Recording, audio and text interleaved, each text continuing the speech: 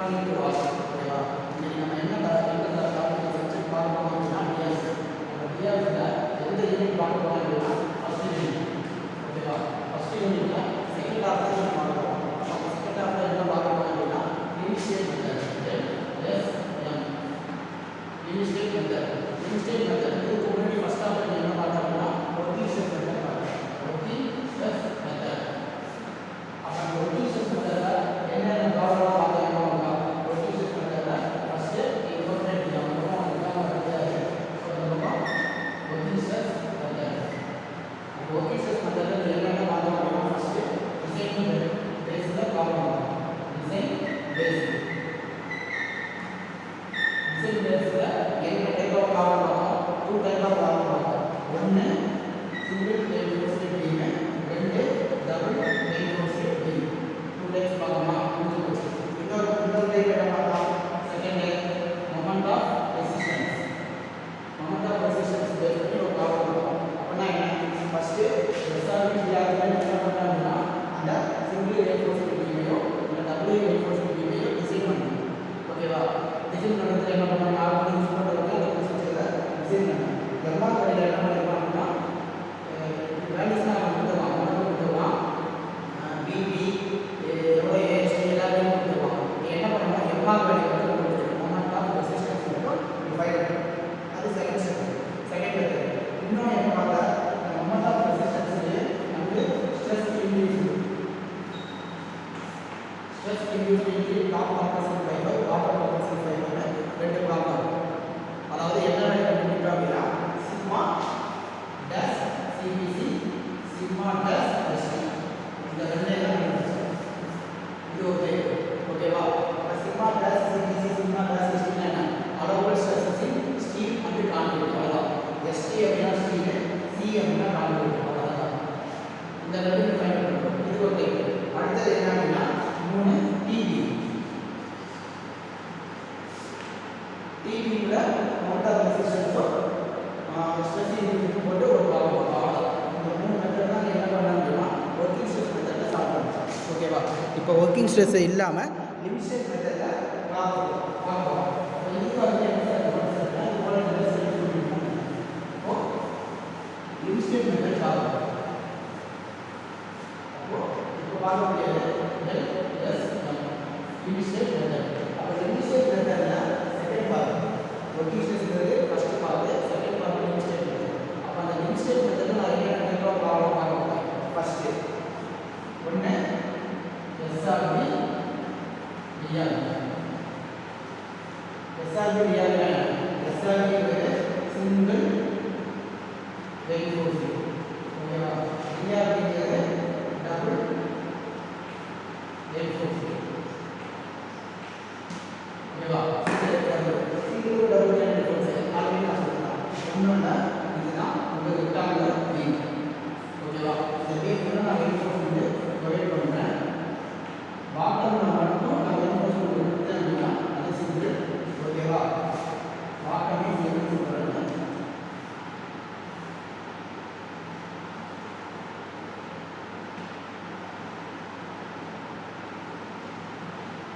அவ்வளோதான்.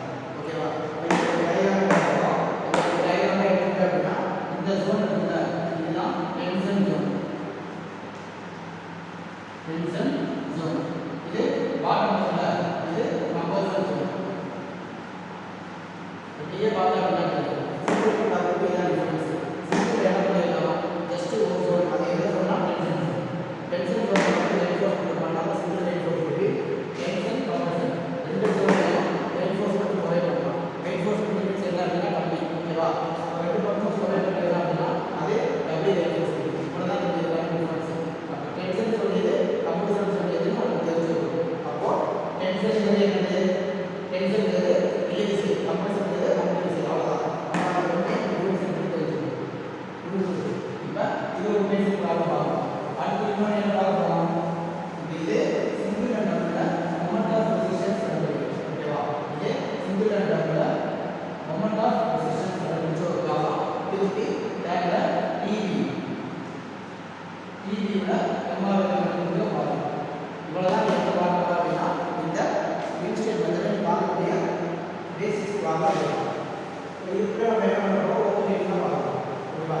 இனிஷியலாக என்ன பண்ணலாம் ஒரு இனிஷியல் மெத்தடில் டிசைனிங் ஃபஸ்ட்டு வச்சுருக்கோம் எல்லா வடிவம் இனிஷியல் பேக்கில் வச்சுருக்கோம். ஆனால் இங்கே என்ன பண்ணிருக்கோம் அப்படின்னா இனிஷியலாக நம்ம என்ன பண்ணிருக்கோம் பேசிக்ஸை பார்த்துட்டு டிசைன் ப்ராப்ளம் பண்ணி பார்க்கணும் ஓகேவா. அப்போ இனிஷியல் மெத்தடுக்கு ஒரு கோட் புக்கு யூஸ் பண்ணுவோம் ஓகேவா. என்ன கோட் புக்கு நம்ம யூஸ் பண்ண போகிறோம் அப்படின்னு சொல்லி பார்த்தா அப்படின்னா IS 456 இந்த code book standard code book ஓகேவா. இந்த கோட் புக்கு தான் இனிஷியல் மெத்தடுக்கு எல்லாத்துக்குமே யூஸ் பண்ணுவோம். வேல்யூஸ் எதுவும் தான் எடுக்க ஃபார்முலாஸும் இதில் தான் நீங்கள் முடிச்சிருக்கோம். உனக்கு என்ன பொருள் வேணால் அதுக்கான ஃபார்முலா உள்ள இருக்கும் டேட்டா. அப்போ நீங்கள் பார்த்து எடுத்து ப்ராப்ளத்தை சால்வ் பண்ணால் அவ்வளோதான். ஃபஸ்ட்டு என்ன பண்ணுவோம் எல்கேஜி ஃபார்முலாஸ் எப்படி கோட் புக்கை பார்க்கணும் ஒன்றும் இல்லை. இனிஷியலாக எடுத்து கோட் புக்கோட ஃப்ரண்ட் சைடில் வந்துட்டு அப்படின்னா இதிலேயே இண்டெக்ஸ் பேஜை பார்க்க ஃபஸ்ட்டு இனிஷியலாக உனக்கு என்ன பிரச்சனை அப்படின்னா இந்த கோட் புக்கில் எல்லா டேட்டாஸும் இருக்கும். நீ கோட் புக்கை எந்த அளவுக்கு திருப்பி பார்க்குறியோ அந்த அளவுக்கு ப்ராப்ளத்தை ஈஸியாக சால்வ் பண்ணலாம் ஓகேவா. நீங்கள் சரியாக திருப்பி பார்க்கல அப்படின்னா நோட் புக்கில் டேட்டாஸை செலக்ட் பண்ணுறதுக்கு உனக்கு புத்தகோடைய 3 ஹவர்ஸ் சரியாக போயிடும். அப்படி என்ன பண்ணணும் நான் சொல்லும்போது நான் ப்ராப்ளம் சால்வ் பண்ணும்போது என்ன பண்ணணும் அப்படின்னா இந்த ரிலேஷனோட வேல்யூஸ் இருக்குது ஃபார்முலா இருக்கிறத டிபெண்ட் பண்ணிக்கிட்டே வருது. அப்படி என்ன பண்ணணும் அதெல்லாம் உன்னோட நோட்டில் எழுதிக்கிட்டே வரும். அதே மாதிரி யூஸ் பண்ணி ப்ராப்ளம் சால்வ் பண்ணும்போது என்ன பண்ணணும் அப்படின்னா என்ன பேஜ் அந்த வேல்யூஸ் இருக்குது அப்படிங்கிறத நோட் பண்ணிக்கிட்டே வரும். அப்போ தான் உனக்கு ஈஸியாக தெரியும். இப்போ நீ என்ன பண்ணி இன்ஸ்டேட் மெத்தட் சால்வ் பண்ணுவாங்க டேரெக்டாக இன்ஸ்டேட் மெத்தட் இன்டெக்ஸ் பேஜில் பார்த்தா அப்படின்னா எங்கே அதுக்கான ஃபார்முலா இருக்குங்கிறத அதே சொல்லுவோம். இப்போ உனக்கு இன்ஸ்டேட் மெத்தட் பேசிக்ஸான ஃபார்முலா எங்கே இருக்கும் அப்படின்னா சொல்லுவாங்க பேஜ் நம்பர் 96 அவ்வளோதான். இப்போ பேஜ் நம்பர் 96 எங்கே அப்படின்னா இன்ஸ்டேட் மெத்தட் யூஸ் பண்ணி எல்லா ஃபார்முலாவும் இது பண்ணணும். நீ எந்த ஃபார்முலாவும் நீ ஏன் மனப்பாடம் பண்ணி எழுத தேவையில்லை. கோட் புக்கை பார்த்து எழுதணும் அவ்வளோதான். ஒன்றும் இல்லை 4 ப்ராப்ளம் சால்வ் பண்ண அப்படின்னா ஆட்டோமேட்டிக்காக ஃபார்முலா உனக்கே மைண்டில் ஸ்டோர் ஆகிடும். ஏன்னா எல்லாம் இண்டிபெண்ட் ஃபார்முலா. ஒவ்வொரு ப்ராப்ளம் சால்வ் பண்ணும்போதும் வேறு ஃபார்முலா யூஸ் பண்ண போகிறதில்ல. இண்டிபெண்ட் ஃபார்முலா தான் கண்டினியூஸாக யூஸ் பண்ணணும். அப்போ பிரச்சனை இல்லை உனக்கு. ஒரு 4 ப்ராப்ளம் சால்வ் பண்ணுற அப்படின்னா அடுத்த ப்ராப்ளத்துக்கு ஃபார்முலா ஆட்டோமேட்டிக்காக உனக்கு மைண்டில் வந்துட்டு அவ்வளோதான் ஓகேவா. இப்போ என்ன பண்ணலாம் அப்படின்னா பேஜ் நம்பர் 96ல் இன்ஸ்டேட் மெத்தடுக்கு எல்லா ப்ராப்ளமும் இருக்கும். ஃபஸ்ட்டு டிசைன் ப்ரொசீஜர் எடுக்கிறது ஓகேவா. ஃபஸ்ட்டு டிசைன் ப்ரொசீஜர் எடுக்கிறது. டிசைன் ப்ரொசீஜர் எடுக்கும்போது நான் ஒரு ப்ராப்ளம் சொல்கிறேன் நோட் பண்ணுறேன் ஓகேவா. ப்ராப்ளம் சொல்கிறேன் ரெக்டாங்குலர் கான்கிரீட் பீம் என்ன சொல்லியிருக்கேன் அப்படின்னா rectangular concrete beam case reinforcement with 300 mm அதாவது ரெக்டாங்குலர் கான்கிரீட் பீமு அதோட வித்து எவ்வளோ சொல்லியிருக்கேன் அப்படின்னா 200 mm data first rectangular concrete பீம்னு சொல்லலாம். அதோட வித்து அதாவது ஈயோட வேல்யூ 300 mm ஓகேவா. அடுத்து எவ்வளோ வேல்யூ சொல்லியிருக்கேன் அப்படின்னா reinforcement with 2 numbers of 20 mm அதாவது 2 numbers of 20 mm யூஸ் பண்ணுறேன்னு சொல்லுவோம் ஓகேவா. அப்போ இதுக்கு நம்ம என்ன பண்ணுவோம் ஏரியா கண்டுபிடிக்கலாம். அதாவது சர்க்குலர் ஏரியா கண்டுபிடிக்கணும்னா என்ன பண்ணலாம் 5/4 d ஸ்கொயர் அதே கான்செப்டை யூஸ் பண்ணுறேன். நம்ம என்ன பண்ணுவோம் 5/4 d இருக்கிற 20 ஸ்கொயர் முன்னாடி என்ன பண்ணுறேன் 2 நம்பர்ஸ் கொடுத்துருக்கேன். ஒரு எக்ஸஸ்லேயே பார்த்துருக்கேன் 2 நம்பர்ஸ்னால் 2ஆல் மல்டிப்ளை பண்ணணும் அவ்வளோதான். கால்சி எடுத்துக்கிறோம் 2 numbers are but by 4 into 20 square into 2 எவ்வளோ வருது 628 mm ஸ்கொயர். இதுதான் என்ன அப்படின்னா அடுத்து என்ன சொல்லிடலாம் டெப்த் வேல்யூ கொடுத்துருக்கோம். Depth is equal to 400 mm அவ்வளோதான். டெப்த்தோட வேல்யூ சொல்லிடலாம் 400 mm சொல்லிடலாம். என்ன ஒன்று கண்டுபிடிக்க சொல்லிடலாம் அப்படின்னா மொமெண்ட் ஆஃப் ரெசிஸ்டன்ஸ் கண்டுபிடிக்க சொல்லிடலாம். அதாவது MR 2 MR வேல்யூ கண்டுபிடிக்க சொல்லிடலாம். அவ்வளோதான். இவ்வளோ தான் நம்ம ப்ராப்ளம் தான் கொடுத்துருக்கோம். அடுத்து என்ன சொல்லிடலாம் அப்படின்னா யூஸ்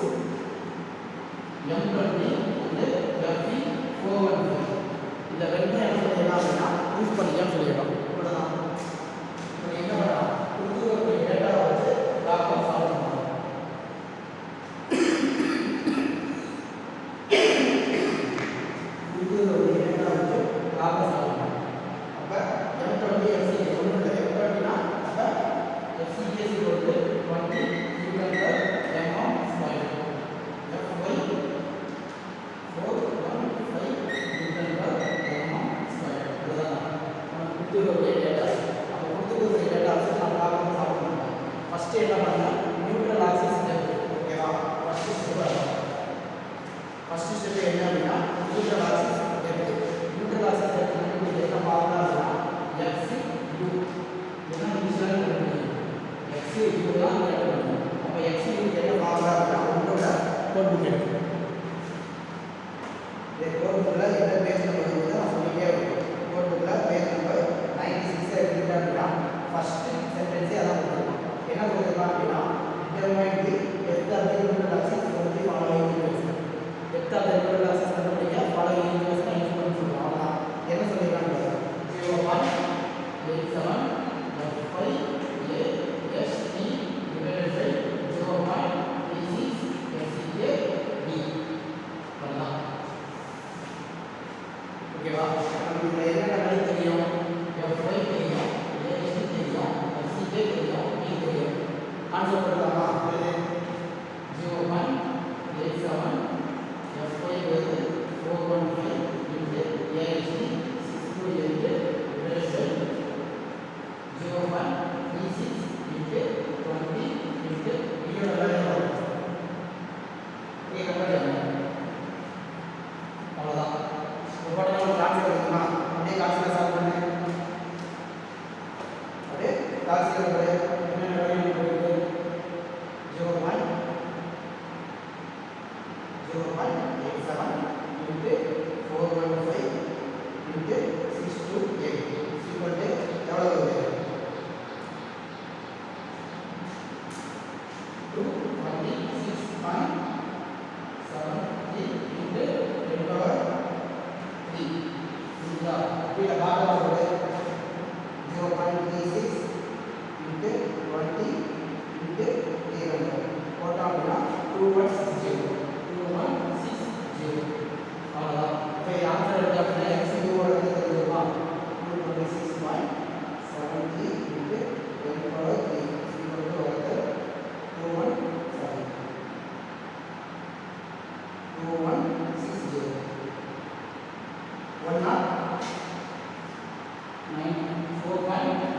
அவ்வளோதான். நமக்கு என்ன கிடைச்சிருச்சு? எக்ஸ் யூவோட வேல்யூ கிடைச்சிருச்சு. எக்ஸ் யூவோட வேல்யூ சாரி ராகுல் எக்ஸ் யூவோட வேல்யூ கிடைச்சிருச்சு. இப்போ எக்ஸ் யூ கிடைச்சிருச்சு. வந்து என்ன பண்ணணும்? X U max by D ன்னு கண்டுபிடிக்கணும். ஓகேவா?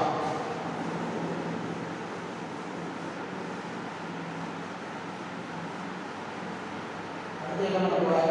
X U max by D கண்டுபிடிக்க போறோம். அப்ப எக்ஸ் தெரியும். X U max by D கண்டுபிடிக்கணும். இப்போ இந்த வேல்யூ எங்க எடுக்கணும் அப்படின்னா சொல்லிருக்கேன். ஓகேவா? ஈஸியா ஸ்டார்டிங்ல கிளாஸ் நடந்தது அப்ப சொல்லிருக்கேன். எக்ஸ் மேக்ஸ் பை டி யோட வேல்யூ எப்படி எடுக்கணும் அப்படின்னா கோட் புக் எடுக்கணும். நம்ம கோட் புக்ல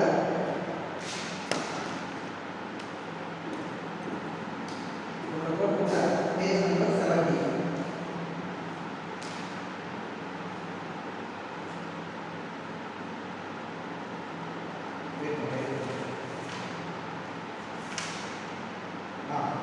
கோட்புக்ல பேஜ் நம்பர் 70 எடுத்துக்கிட்டா அப்படின்னா எக்ஸ் மேக்ஸ் பை டியோட வேல்யூ எந்த ரேஞ்சில் எடுக்கணுங்கிறது இந்த காமிச்சிருக்கோம். ஓகேவா? அப்போ அந்த வேல்யூ எப்படி நம்ம எடுப்போம் அப்படின்னா கான்செப்டோட வெளியே எடுப்போம். எப்படி அப்படின்னா f5 சாரி fp 250 அப்படின்னா 0.53. ஓகேவா? fp 415 அப்படின்னா 0.48. fp 500 அப்படின்னா 0.46. நமக்கு என்ன கொடுத்துருக்கோம்? fp 4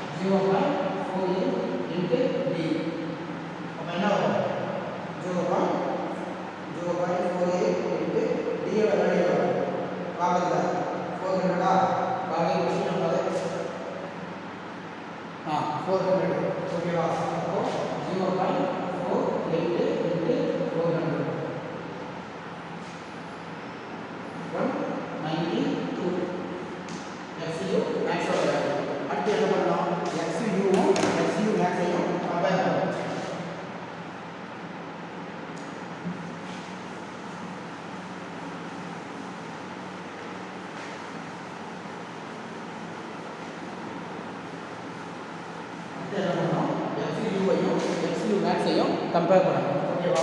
எக்ஸ் ஜீரோட வேல்யூ நமக்கு என்ன வந்தது? 107.15. எக்ஸ் ஜீரோ மேக்ஸ் என்ன வந்தது? 192 வந்துச்சு. லாஸ்ட் ஸ்டெப் அதான். ஓகேவா? 192 வந்துச்சு. இப்போ எக்ஸ் ஜீரோவையும் எக்ஸ் மேக்ஸையும் கம்பேர் பண்ணா இது பெருசாக இருக்கு. இதானே? அவ்வளோதான். அப்போ இந்த மாதிரி செட்டப்போட வருது, அதாவது கண்டிஷன் இப்படி வருது அப்படின்னா hence the section is under reinforcement section. இது நமக்கு ஃபர்ஸ்ட் கிளாஸ்ல ஒரு செக்ஷன்ல ப்ராப்ளம் சால்வ் பண்ணும்போது அந்த reinforcement ஓவர் reinforcement. ஆக்சுவலா சப்போஸ் கண்டிஷன் இப்படி வருது, அப்ப hence the section is என்ன எழுதலாம்? Over reinforcement section. ஆனா இப்போ நம்ம வந்திருக்கிறது under reinforcement section. இந்த கண்டிஷன் அவ்வளவுதான். அப்ப under reinforcement section அப்படின்னா அதுக்கு மொமெண்ட் ஆஃப் ரெசிஸ்டன்ஸ் கண்டுபிடிக்கணும். அவ்வளவுதான். அப்ப under reinforcement sectionல மொமெண்ட் ஆஃப் ரெசிஸ்டன்ஸ் கண்டுபிடிக்க நம்ம என்ன பார்க்கலாம்? MR = MR = 0.87 by AST B 1 minus AST FY by FCJ BD. அதெல்லாம் பார்க்கலாம். ஆக்சுவலாக இந்த ஃபார்முலாவும் உள்ள இருக்கும். என்ன பேஸ் பண்ணோம்னா சேம் 96 எடுத்துக்கணும். இந்த 96 எடுத்துக்கிட்டா அப்படின்னா MD அப்படின்னு சொல்லி கொடுத்துருப்பாங்க. 0.87 FCJ 1 minus FCJ கொடுத்துருப்பாங்க. ஓகேவா? அந்த ஃபார்முலா வந்து கோட்குள்ளே எழுதணும். அப்படியே மாற்றி எழுதலாம்.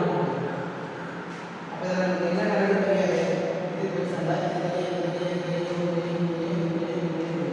எல்லா வேலையும் தெரியும். அப்போ இதை வச்சு என்ன பண்ணிக்கலாம்? MD கண்டுபிடிக்கலாமா? MR கண்டுபிடிக்கலாமா? 0.87 into 415 into AHT எவ்வளோ? 6288 into D யோட value 400 into 1 minus AHT 628 into FY யோட வேல்யூ. FY யோட வேல்யூ எவ்வளோ? 415 divided by FCK value 20 into D யோட வேல்யூ 300 D யோட வேல்யூ 400. இது போச்சா? இப்போ இதை சால்வ் பண்ணோம் அப்படின்னா நமக்கு என்ன வேல்யூ கிடைக்கும்? M R ஓட வேல்யூ கிடைக்கும்.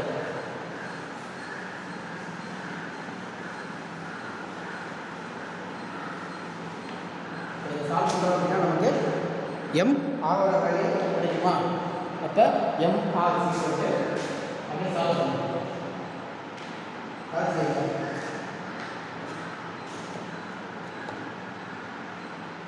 அதே வேல்யூ ஃபர்ஸ்ட் சிங்கிள் தான் இதை தான் நம்ம சொல்றோம். ஓகேவா? 0.87 into 415 into 628 into 400 போடு. எவ்வளோ கிடைக்குது? 90.9069 into 10^6 கிடைச்சிருக்கா? அடுத்து 1 மைனஸ் அதே வச்சுக்கோ. ஃபர்ஸ்ட் மேலே இருக்கிறது 628 into 415 எவ்வளோ? 260.06 into 10^3 divided by 300 20 into 300 into 400 எவ்வளோ கிடைக்குது? 2.4 into 10^6. அடுத்து என்ன பண்ணேன்? அடுத்த மாதிரி வச்சுக்கோ. 90.69 into 10^6 இதனை மட்டும் டிவைட் பண்ணு. 260.06 into 10^5 equal to 2.4 into 10^6. 1 minus 108 அதாவது 1 minus 0.108 அவ்வளோதான். இப்போ இது ஃபைனல் ஆன்சர் அவ்வளோதான். ஒவ்வொன்றா நீ பண்ணி ஓகேவா? 1 மைனஸ் ஆன்சர் போடுவோம். அதுக்கப்புறம் இன்ட்டு 90.67 இன்ட்டு 10^6 போடு. எவ்வளோ கிடைக்குது? 80 கிலோமீட்டர் கிடைக்குது. 80 கிலோமீட்டர் நமக்கு கிடைக்குது. அவ்வளோதான்.